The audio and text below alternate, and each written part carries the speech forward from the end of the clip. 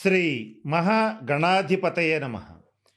ఈరోజు మనం 2026 సంవత్సరం జూన్ 2వ తేదీన గురుగ్రహం తన యొక్క ఉచ్చస్థితి ఉచ్చస్థానమైనటువంటి కర్కాటక రాశిలో ప్రవేశిస్తున్నాడు. మరి ముఖ్యంగా ఈ కాలసర్ప దోషం జరుగుతున్నటువంటి ఈ సమయంలో ఈ కరువులో అధిక మాసంలాగా అనేక రకాల ఇబ్బందులు వస్తున్నటువంటి ఈ తరుణంలో గురుడు ఈ సంవత్సరానికి రాజయ్యుండి తన యొక్క ఉన్నతమైన స్థానం ఉచ్చస్థానమైనటువంటి కర్కాటక రాశిలో ప్రవేశించి ఎటువంటి శుభ ఫలితాలు ఏ రాశుల వాళ్ళకి ఎలా ఇవ్వబోతున్నాడు, గురువు యొక్క అనుగ్రహాన్ని మరింత పెంపొందింపజేసుకోవాలంటే ఏం చేయాలి, ఇటువంటి అనేక అంశాల గురించి తెలియజేస్తున్నాము. దాంట్లో భాగంగా ద్వాదశ రాశుల వాళ్ళకి ఎటువంటి ఫలితాలు రాబోతున్నాయి, దాంట్లో ఇప్పుడు తులారాశి వారికి ఎటువంటి శుభ పరిణామాలు శుభ ఫలితాలు చాలా గొప్పగా రాబోతున్నాయి అనేటువంటి అంశం గురించి తెలుసుకోవడానికి మనం ఇప్పుడు ప్రయత్నం చేద్దాం. మొట్టమొదటగా ఈ తులారాశి వారికి పంచమ స్థానంలో రాహు సంచారం జరుగుతోంది కనుక వీళ్ళకేమవుతుందంటే మానసికంగా బుద్ధి అంతగా పనిచేయదు. ప్రజ్ఞ బుద్ధి ఇటువంటివి కొన్ని ఉంటాయి, అవి తొందరగా పనిచేయనీయకుండా మాయ కమ్మించడంలో రాహువు స్థితప్రజ్ఞుడు. అటువంటి పరిస్థితిని కూడా కౌంటర్ చేస్తూ దాన్ని రద్దు చేస్తూ గురువు యొక్క శుభ ఫలితాలు రాబోతున్నాయి. వీటికి తోడుగా ఈ గురువు యొక్క అనుగ్రహానికి తోడుగా తులారాశి వాళ్ళకి మరొక ముఖ్యమైన ప్లస్ పాయింట్ ఏంటంటే 11వ స్థానంలో సింహకేతు యోగం జరుగుతోంది. ఇది చాలా అద్భుతం. దీంతో పాటుగా 6వ స్థానంలో ఉన్నటువంటి శని సంచారం, ఇది ఇంకా అద్భుతమైనటువంటి విషయం. త్రిషడాయుగత పాపహ అని 3, 6, 11 స్థానాల్లో పాపగ్రహ సంచారం జరిగేటప్పుడు మరిన్ని శుభ ఫలితాలు రాబోతాయి. మరి ముఖ్యంగా తులారాశికి రాజయోగ కారకుడైనటువంటి శని 6వ స్థానంలో సంచరించడం మంచి యోగం. ఇన్ని ప్లస్ పాయింట్స్ ఈ 12 రాశుల్లో ఎక్కువగా తులారాశి వారికే ఉన్నాయని చెప్పి మనం నిర్ద్వందంగా సుస్పష్టంగా చెప్పవచ్చు. ఎటువంటి శుభ ఫలితాలు గురువు వీటిని ప్రమోట్ చేస్తూ ఇవ్వబోతున్నాడు అనేటువంటి అంశం గురించి కూడా తెలుసుకోవడానికి ఇప్పుడు మనం ప్రయత్నం చేద్దాం. మొట్టమొదటగా తులారాశి వారికి ఆర్థిక పరమైనటువంటి అంశాల్లో అద్భుతమైనటువంటి రాజయోగం ఇవ్వబోతున్నాడు. అంటే మీరు కొంచెం కష్టపడితే చాలు, తప్పనిసరిగా ఆర్థికంగా అభివృద్ధి సాధిస్తారు.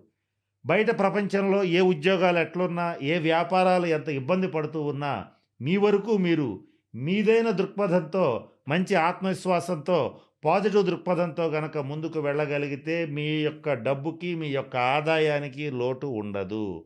2 రకాల ఆదాయ మార్గాలు మీకు గోచరిస్తాయి. ఆ గోచరించినటువంటి ఆదాయ మార్గాల్ని ఏమాత్రం గజిబిజికి గందరగోళానికి గురి కాకుండా వచ్చిన అవకాశాలని వచ్చినట్టుగా ఉపయోగపెట్టుకోవడం అనేటువంటిది ముఖ్యంగా తులారాశి వారికి చెప్పదగిన సూచన.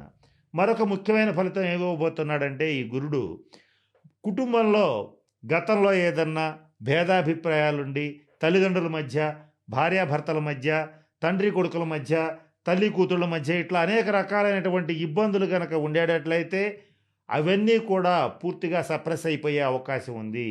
అంటే పూర్తిగా కుటుంబంలో మంచి స్నేహపూర్వకమైనటువంటి ప్రేమపూర్వకమైనటువంటి వాతావరణం నెలకొంటుంది.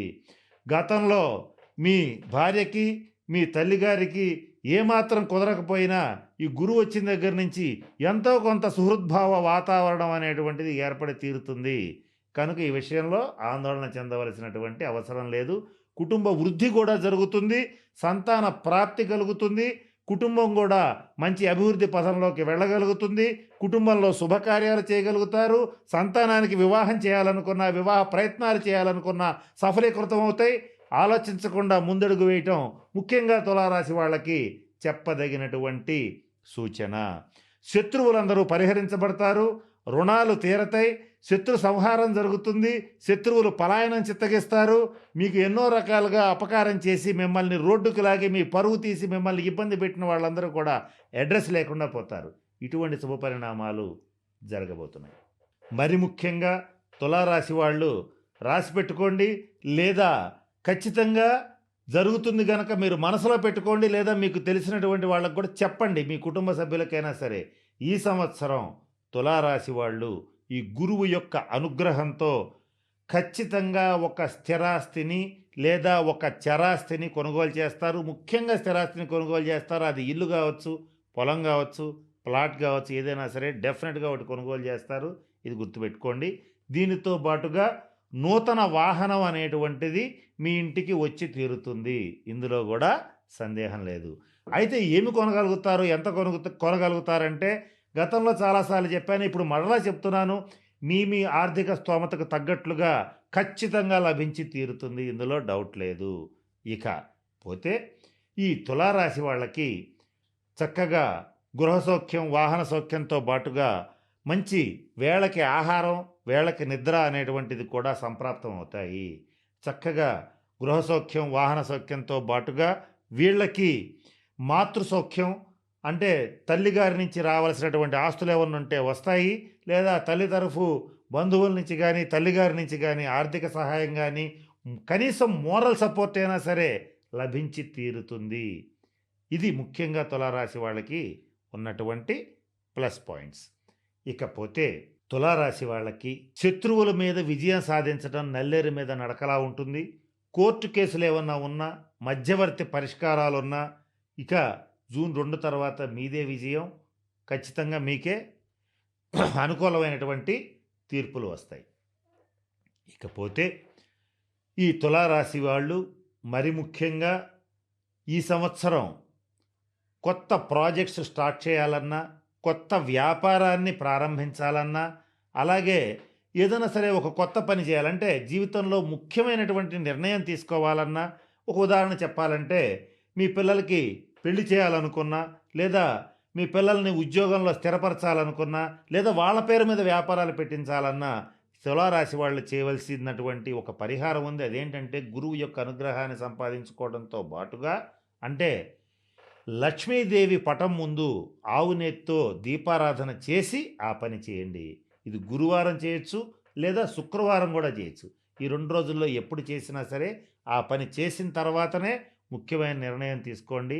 విజయం లభిస్తుంది. ఆర్థికంగా చాలా బాగుంటుంది. తర్వాత దత్త చరిత్ర పారాయణ చేయండి, గురు చరిత్ర పారాయణ చేయండి, దత్త మందిరాన్ని సందర్శించండి. అలాగే తులారాశి వాళ్ళు తప్పనిసరిగా మీ దగ్గరలో ఉన్నటువంటి జీర్ణ శివాలయాన్ని ఉద్ధరించగలిగితే, జీర్ణ శివాలయం అంటే కొన్ని శివాలయాలు పూజా పునస్కారాలకు నోచుకోకుండా కాస్త మూలబడే పరిస్థితి ఉంటాయి.